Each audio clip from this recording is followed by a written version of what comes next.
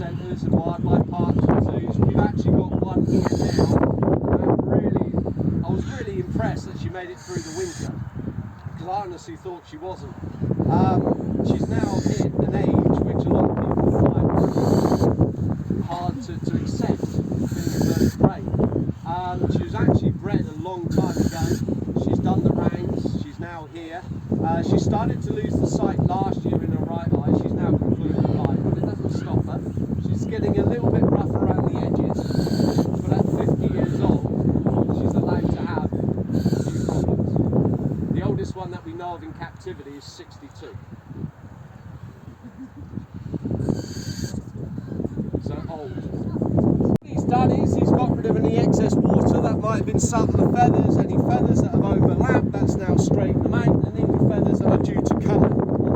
Now falcons do have a tendency when we're flying them in displays to often use the public to ambush me. When he goes off behind you, he will actually come between the gap between you and the person's head beside you. Okay?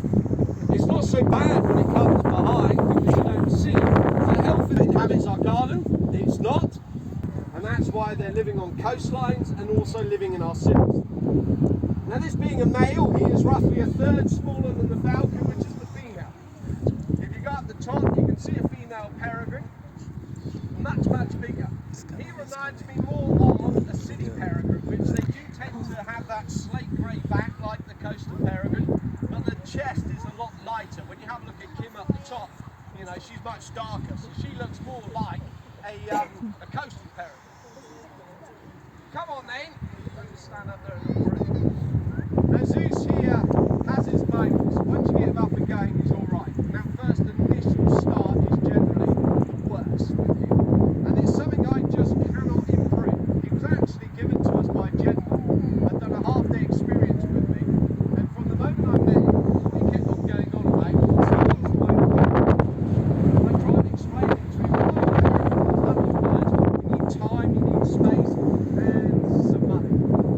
He then turned around and he said, I have my own business here in Cornwall, it's not a problem, and I was working. So, a month after finishing the experience, he went and bought himself a peregrine and cut loose for a short lunch.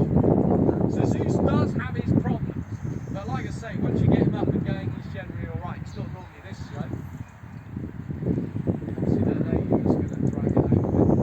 Sid! Sid, come here! Sometimes I do feel that. Come on, Sid, quick! I'm going to get my youngest up on the platform. Most of the animals run away from this one.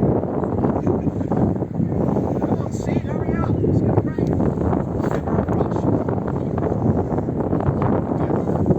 No rush, Sid, we close at 4, don't forget. Oh, here we go. No worries, Sid, you took so much time, he decided to take... Right, so what we're doing here, it looks like we're teasing him. Hey! Thank you. It looks like we're teasing him, but we're not. Because he's a bird-catching bird, we cannot use the glove to simulate a bird in flight. We use a lure. The lure is quite simple. We swing the lure around. Hey! Thank you. We swing the lure around. He then chases it, same sort of style he'll use in the wild. But to be honest, guys, this isn't how a peregrine flies. If a peregrine flies like this in the wild, it isn't going to survive too long. Simply because they've evolved to go up and come down. And that's where the peregrine gets its speed from. We refer to it, warming up now, telling me, touch my food and I'll kill you. So he's making himself bigger. Right then guys, any questions?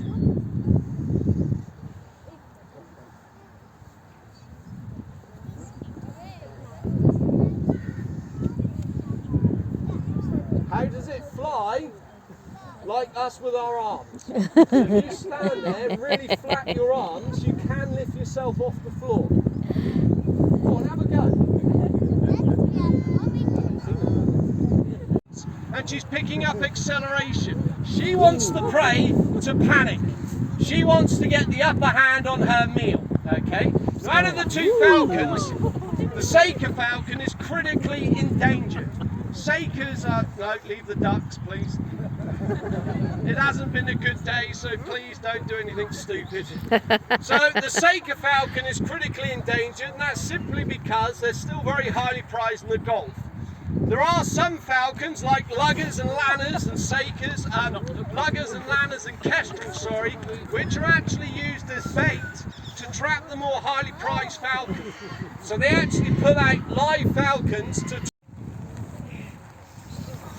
Now we looked at a couple of owls this morning. We looked at the barn owl and the bubok owl. Now we've got the Eurasian eagle owl.